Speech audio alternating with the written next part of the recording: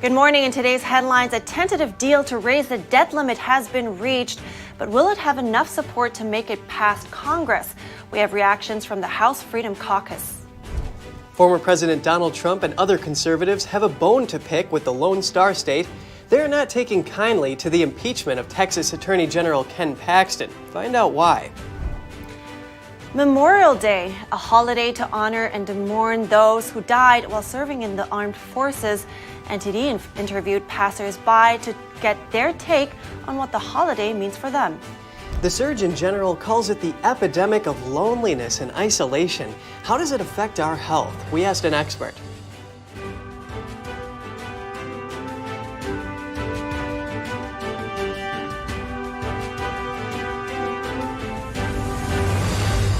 Good morning. Welcome to NTD. I'm Kevin Hogan. Good morning, everyone. I'm Evelyn Lee. Today is Monday, May 29th, also Memorial Day. Yes, that's right. And we want to extend our thanks to all of those who have served. That's right. Kevin, do you have any military in your family? Yes, I do. Actually, my grandfather was in Easy Company, and he got the Purple Heart after he was shot in the D-Day invasion when he was breaking up the defenses behind enemy lines.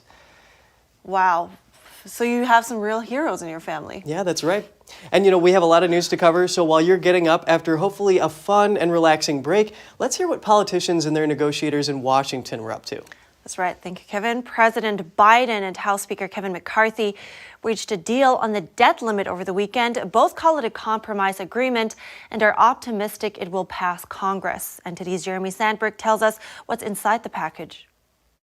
Biden and McCarthy reached a tentative deal over the government's debt ceiling on Saturday. After weeks of negotiations, we have come to an agreement in principle. We still have a lot of work to do, but I believe this is an agreement in principle that's worthy of the American people. Biden called the agreement an important step forward. And the agreement also represents a compromise, which means no one got everything they want. But that's the responsibility of governing. The deal would raise the $31.4 trillion debt limit for 2 years. It caps spending on non-defense items at $637 billion, roughly the same level as the year before, with approximately 1% increase in fiscal year 2025. The bill will see around a 3.5% increase in defense spending, with the Pentagon set to get $886 billion in fiscal year 2024, in line with Biden's original budget request. The package put roughly $120 billion toward veterans' medical care. It also wipes out tens of billions of dollars of unused COVID funds, speeds up the permitting process for some energy projects, and cuts a portion of funding for the IRS. The deal tightens requirements for food stamps and welfare programs for single people without children up to 55 years old. The bill has exemptions for homeless and veterans and ensures families with children do not have their benefits cut. It leaves Biden's student debt cancellation program intact, which is set to go before the Supreme Court. The Treasury Department has set June 5th as the deadline to raise the debt limit and avoid default. Jeremy Sandberg, NTD News. Now that the debt limit deal is ironed out, it still needs to pass Congress. Many House Republicans say the Fiscal Responsibility Act doesn't go far enough, while some Democrats say there's nothing in it for them. NTD's Jeremy Sandberg has more on the reactions to the bill. According to some reports, Biden and McCarthy's deal would raise the debt ceiling by $4 trillion. That's $2.5 trillion more than Republicans agreed to authorize in the Limit Save Grow Act. Several House Republicans from the House Freedom Caucus say they won't be voting for it. Representative Ken Buck called the compromise a surrender. Representative Lauren Boebert says voters deserve better and that it's a no from her. Congressman Andrew Clyde said it's a hard pass for him and called for his colleagues to hold the line, a viewpoint Representative Chip Roy shared. Representative Ralph Norman called Biden and McCarthy's proposal insanity and says he's not going to vote to bankrupt the country. McCarthy says he's been in regular communication with House Minority Leader Hakeem Jeffries, but has not yet asked Democrats to support the bill and get it over the finish line. The Republican leader says Democrats are very upset and that Jeffries told him there is nothing in the bill for them. But Biden and McCarthy both say they're confident the bill will pass. We did a conference call with our conference, and over 95% were overwhelmingly excited about what they see. Representative Dusty Johnson, one of the GOP negotiators, says there are no wins for Democrats in the agreement and that it's a remarkable conservative accomplishment. Overwhelmingly, Republicans in this conference are going to support the deal. How could they not? It is a fantastic deal. Congressman Kelly Armstrong says the deal is a win for conservatives. And I can't really figure out what we've given up in it other than raising the debt limit. Representative Pramila Jayapal, chair of the Congressional Progressive Caucus, says Democrat leaders should be concerned about progressive support. I'm not happy with some of the things I'm hearing about, but they are not cutting the deficit and they are not cutting spending. Representatives will have 72 hours to review the new legislation before a vote is held. It will need 218 of 435 House members to sign off on it, and then 60 of 100 senators to approve it, to send it to the president's desk. Jeremy Sandberg, NTD News. House members are advised votes will take place tomorrow at 6:30 p.m. Additional votes related to the Fiscal Responsibility Act are expected Wednesday afternoon and into the evening. We'll keep you updated, so stay tuned. And now, former President Donald Trump and other conservatives took to social media to defend Texas Attorney General Ken Paxton. This after the GOP-led Texas House voted to impeach him. NTD's Daniel Monahan has a closer look at what both sides are saying. Republican Speaker Dade Phelan and fellow Republicans joined with Democrats to temporarily remove the staunch GOP conservative Paxton from office. He is accused of bribery, obstruction of justice, and abuse of public trust. Texas lawmakers voted 123-23 to adopt the 20 articles of impeachment. Trump reacted to the process on Truth Social shortly before the House convened. He said House Speaker Phelan wants to impeach one of the most hardworking and effective attorney generals in the United States, Ken Paxton, who just won re-election with a large number of American patriots strongly voting for him. Other Republicans, such as Senator Ted Cruz and Representative Marjorie Taylor Greene, also condemned the effort. Cruz tweeted, "No attorney general has battled the abuses of the Biden administration more ferociously and more effectively than has Paxton. That's why the swamp in Austin wants him out." While Greene wrote, "This Texas House-led impeachment is a witch hunt. The vote means Paxton will be removed from office immediately to await trial in the Senate, where a two-thirds majority must agree in order to remove Paxton from office permanently." Paxton spoke the day before the impeachment vote. They are determined to ignore the law. They have denied me the opportunity to present the evidence which contradicts their politically motivated narrative. Representative John Smithee opposed the resolution to impeach, saying the charges are based on rumor and speculation. And what you're being asked to do today is to impeach without evidence. State Representative David Spiller is a member of the House Investigating Committee. Attorney General Paxton continuously and blatantly violated laws, rules, policies, and procedures, improperly and illegally. Spiller said the House should not be complicit in allowing such behavior. But we have a duty and an obligation to protect the citizens of Texas from elected officials that abuse their office and their power for personal gain. Impeachment is rare in Texas, happening only twice in the state's nearly 200-year history. Daniel Monahan, NTD News. Over to Nova Scotia in Canada, where schools are closed and for some, the power is out. That's right. The local government has issued emergency alerts and multiple evacuation orders due to wildfires. Local media reported at least 10 houses have already been burned by the wildfires as of late Sunday. Eyewitness video showed massive smoke clouds billowing from a fire along a highway. The thick smoke and flames on either side making driving conditions extremely hazardous.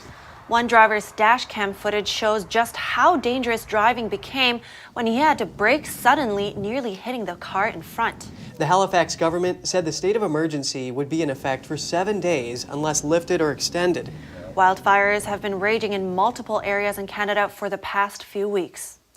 And after the break, over 200 classic cars are going on auction in the Netherlands. The cars, owned by a Dutch collector, have been in secret storage for decades. Find out what they're likely to fetch. And many people today are suffering with loneliness and isolation. We speak to an expert about how it affects our health. That story coming up after the break.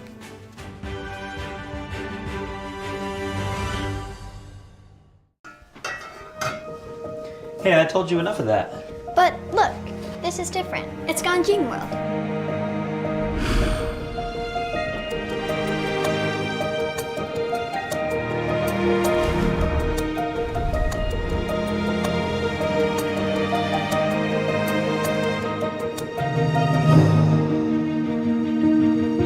Ganjing World. Family-friendly entertainment.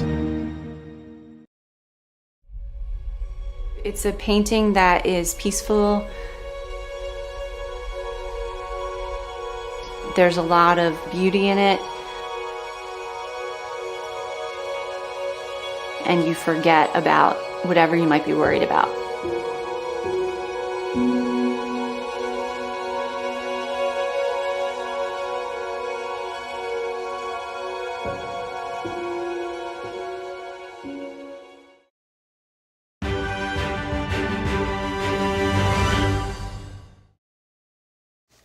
Welcome back. Over to Italy now, where water in the main canal of Venice turned fluorescent green yesterday.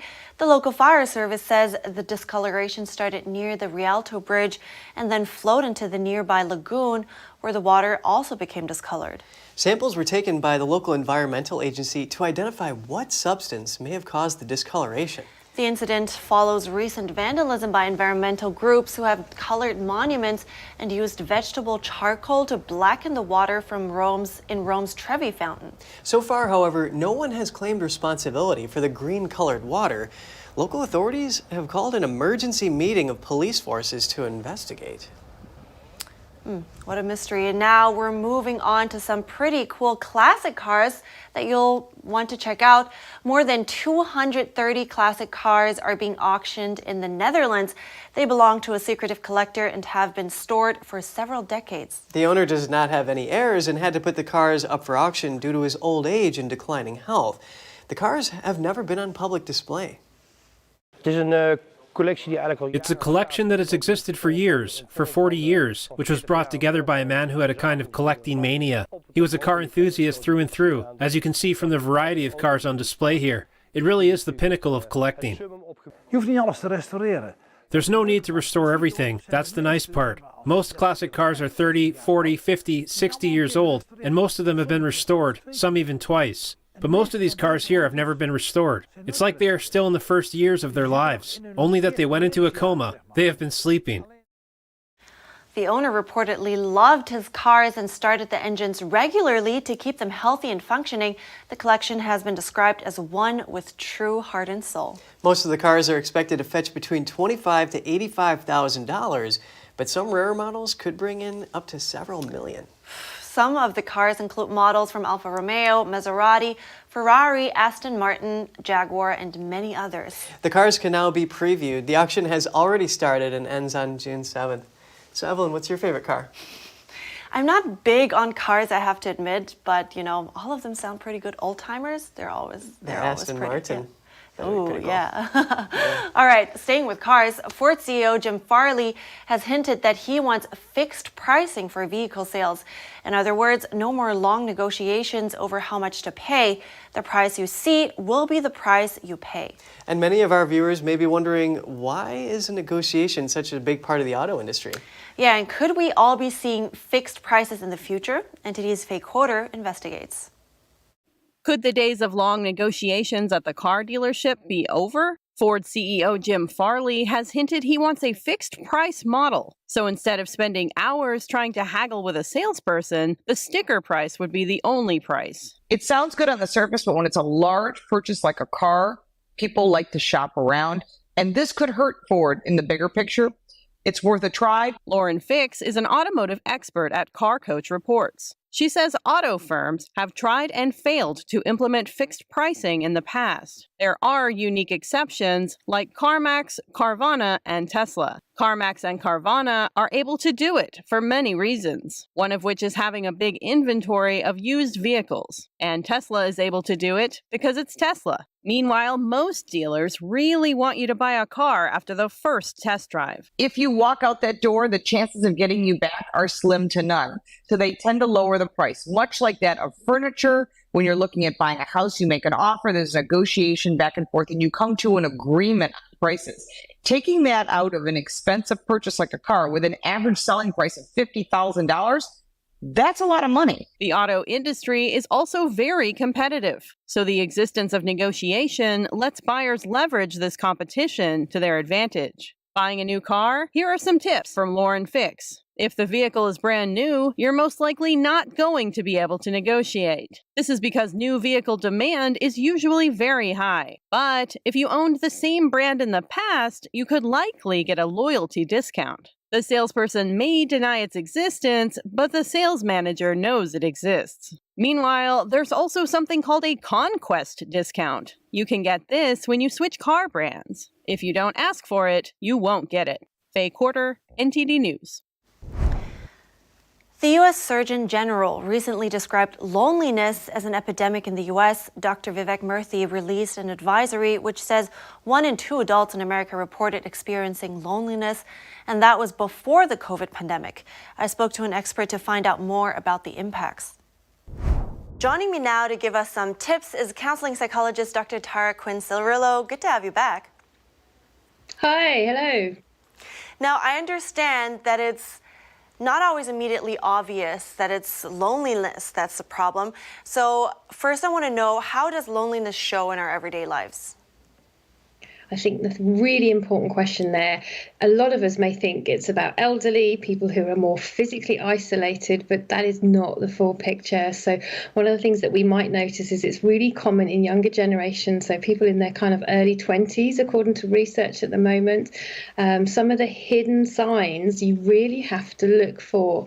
So some people really binge watch television series on repeat consistently. Some people get really attached to objects. They may increase their internet shopping, for example.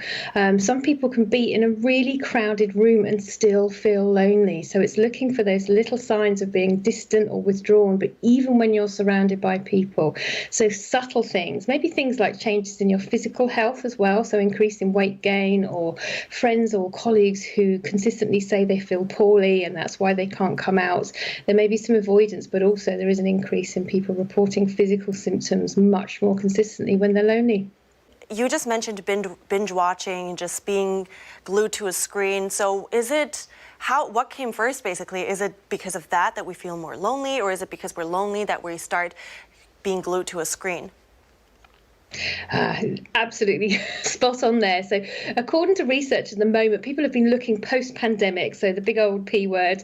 Obviously, because a lot of us were socially isolated physically and psychologically, we did retreat into our technology. But prior to the pandemic, there was also an increase in the way that we contact each other through social media, for example, the tech boom. So it's great. We can contact people from our homes. It has changed the way that we interact as human beings. It's changed the way that we connect. So what we do have is almost like a perfect storm, as you say, that there was already a rise in technology use and therefore a decrease in how we physically be with each other as human beings. And on top of that, people have retreated into social media. People have retreated into their phones, into their Netflix, for example, and there's the perfect storm. Very interesting. Now, in general, loneliness, how does it impact people long term? So some really surprising things. So we might think actually about things like changes in mood. So if you're feeling that you are lonely, even when you're surrounded by people, that can impact your mental health. So things like increase in stress, anxiety, depression, for example, or lower level things such as lowered mood that might not even reach the threshold for clinical depression, but it still has an impact on how you function and how you think. But then there are things like your physical health as well. So it changes your immune system, for example, so increase in physical health conditions. And then there are things like changes in your cognition, as we would say in psychology. So looking at things like changes in your memory, your concentration, your ability to process information, they can all be negatively impacted by loneliness. Interesting. Now, in my research, I came across different kinds or types of loneliness. Now, what are they and how should they be addressed? So there's, social isolation and loneliness. Some people can really struggle when they're in social situations, and that might not be the result of something like the pandemic or physically being removed from people. That may be something that's part of their kind of neurobiology, if you like, their upbringing. Then there's people that have more kind of acute loneliness, as we would call it, where it's come on because you've had a big life change, such as loss, grief, something like transition, moving house, starting university or college, for example, as well. So it's there are lots of different types of loneliness, but there will be some commonalities amongst all of those things themselves. Very interesting. I think that will help a lot of people with some self-reflection there. Thank you so much, Dr. Tara Quinn-Cirillo. You're welcome. Now, there are actually very basic everyday solutions we can all do. She gave me some examples. There are small things like connecting with neighbors by just saying hello, reach out to people, maybe address the stigma on the topic as well. But she says it's also important to get educated on how to actually recognize the signs of loneliness and reevaluate people's relationships with technology. And coming up, over 500,000 poppies on display over Memorial Day weekend in D.C. This year's Remembrance display features some interesting new additions. And we bring you a fascinating story of a little boy who recalled details from World War II, leading his parents to wonder if past lives really exist. More after the break.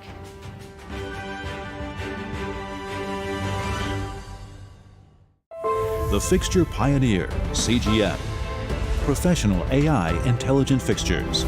All-round integration of 4 systems. High precision, high durability, high quality. 2-micrometer repetition accuracy. More than 80 patent certificates. ISO 9001 approved. Precision clamping to meet your every need. CGM has it all. Pride of Taiwan. CGM. Hi, I'm Smokey Bear, and I made an assistant to help you out, because only you can prevent wildfires. Hey, Assistant Smokey Bear, call me Papa Bear, because I'm grilling up dinner. Do you get it? Yes, good job. So, what should I do with all these coals? Don't just toss them out. Put them in a metal container because those embers can start a wildfire. I understand. The stakes are high. Ha ha ha ha. See, Smokey thinks I'm funny.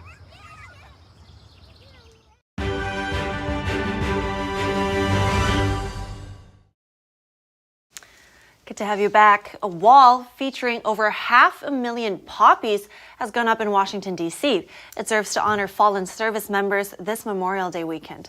The USAA wall first appeared in 2018. Since then, it has seen close to 40,000 visitors pay their respects to the fallen heroes and to find out more about the holiday.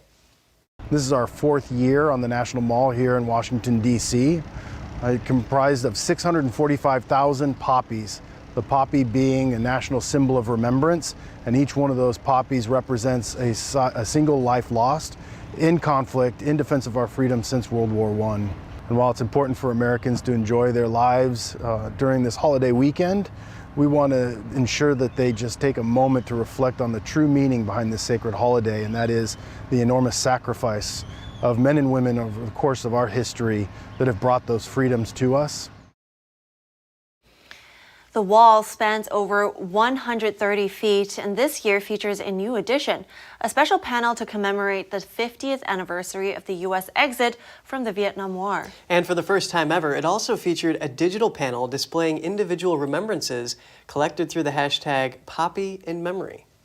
With today being Memorial Day, NTD went out to ask a couple of questions. One was whether people feel the lives sacrificed for America were worth it based on the current state of the nation. And another question was what people think Americans should celebrate on this special holiday. You know, they've done a great service for this country, and, I think they should be celebrated. I would say 50-50. Half of it 50 because, yes, because people fight for our country to give people choices. But I'll say the other 50 no, because sometimes people exploit those choices. God did put us here to become the best versions of ourselves so we can be a light for other people. And they could do the same. Because that's what the people that went to, what you said, the military, that's what they did for us. They were trying to be a light in that way. So. People are just not grateful these days. You know, I'm grateful. I'm from another country, so I'm grateful to live here. And I have learned so much about this country history because homeschooling my daughters, and I am beyond grateful to live in a free country. I think the everyday things that we take for granted, just like, for example, being at this park, and able to walk around and just be free. And someone like myself can talk to someone like yourself. These are things that people have fought and died for. If you mean, do I love my country? I do, and I'm very grateful for everyone who has defended it from time immemorial. We should celebrate that we are living in the best country and democracy on the planet because we've been defended by people who have made selfless sacrifices. The 2023 National Memorial Day Parade returns to Constitution Avenue today. Join us in our nation's capital as we honor the sacrifice and service of generations of Americans. NTD and Epic TV will provide coverage of the live parade starting at 1 p.m. Eastern.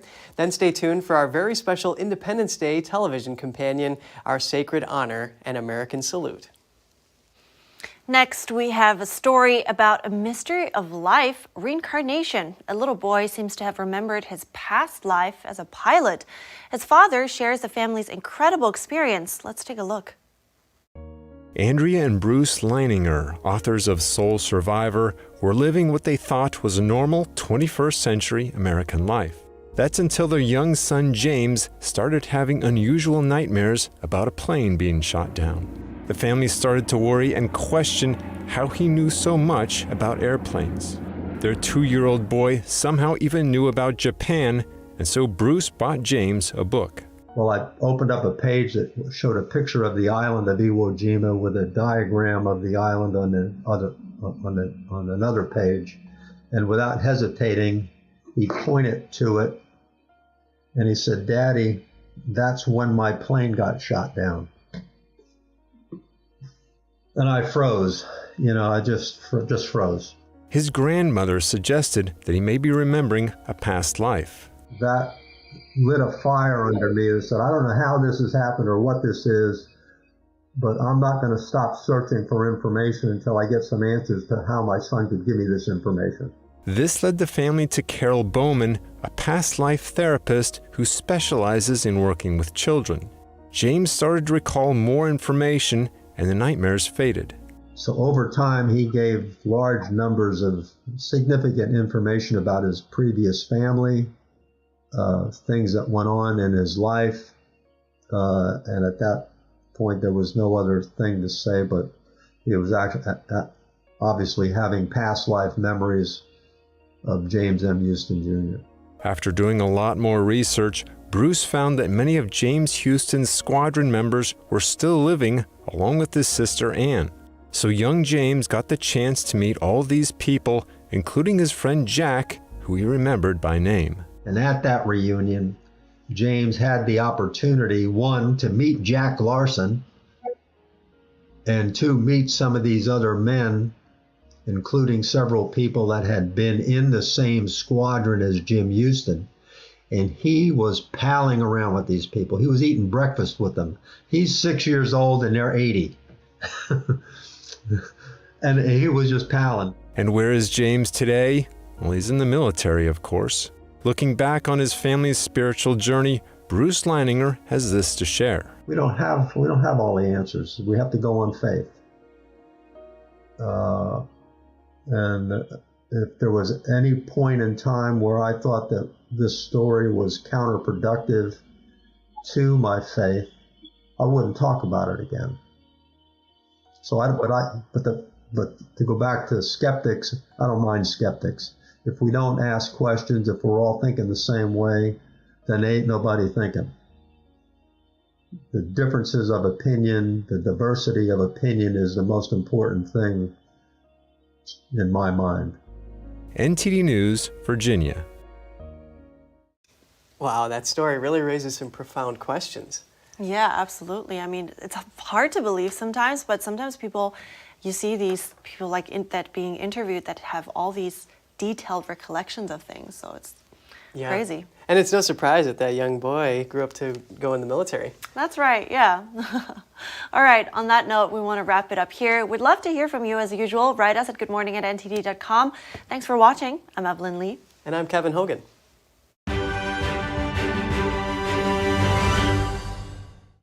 Thanks for watching us on YouTube. Did you know YouTube only keeps selective videos on its platform? So if you want to make sure you get the full picture, just subscribe to our newsletter.